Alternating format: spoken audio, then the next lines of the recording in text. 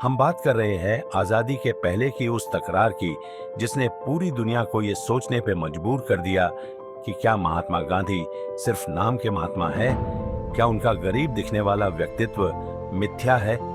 हम बात कर रहे हैं भारत कोकिला कहे जाने वाली महान कवित्री सरोजिनी नायडू और महात्मा कहे जाने वाले महात्मा गांधी के बीच हुए अनकहे किस्से की। सरोजिनी नायडू, जिनका असली नाम सरोजिनी चट्टोपाध्याय था, उनका जन्म 13 फरवरी 1879 में हैदराबाद में अघोरनाथ चट्टोपाध्याय के घर में हुआ। इनके पिता वो बंगाली ब्राह्मण थे जिन्होंने भारत की पहली डॉक्टर ऑफ साइंस की डिग्री प्राप्त की। सरोजिनी चट्टोपाध्याय ने इंग्लैंड से पढ़ाई पूरी कर लौटने के बाद गोविंदराजू नायडू से शादी की और तब से ये सरोजिनी नायडू के नाम से विख्यात हुई।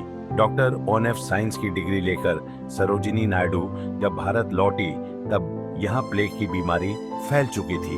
फिर इन्होंने पूरी ताकत से मरीजों की सेवा की, जिसके कारण अंग्रेजों ने इन्हें कैंसर-ए-हिंद पदक से सम्मानित किया। अब सरोजिनी नायडू भारत में चल रहे स्वतंत्र संग्राम से पूरी तरीके से प्रभावित हो चुकी थी।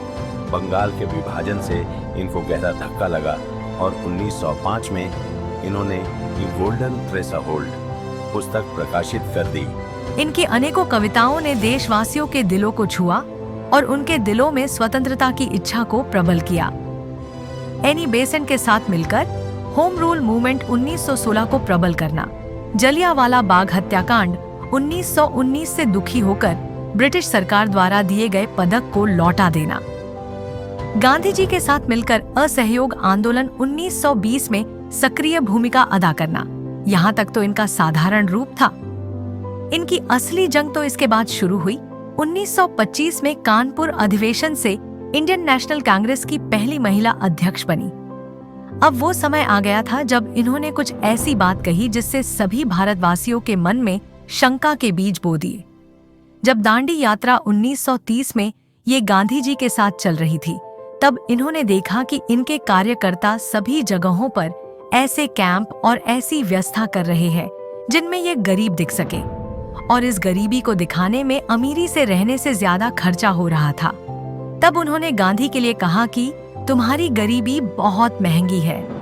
हालांकि इस बात का कोई ऑफिशियल रिकॉर्ड नहीं है, पर कहने वाले ऐसी बातें कहते हैं।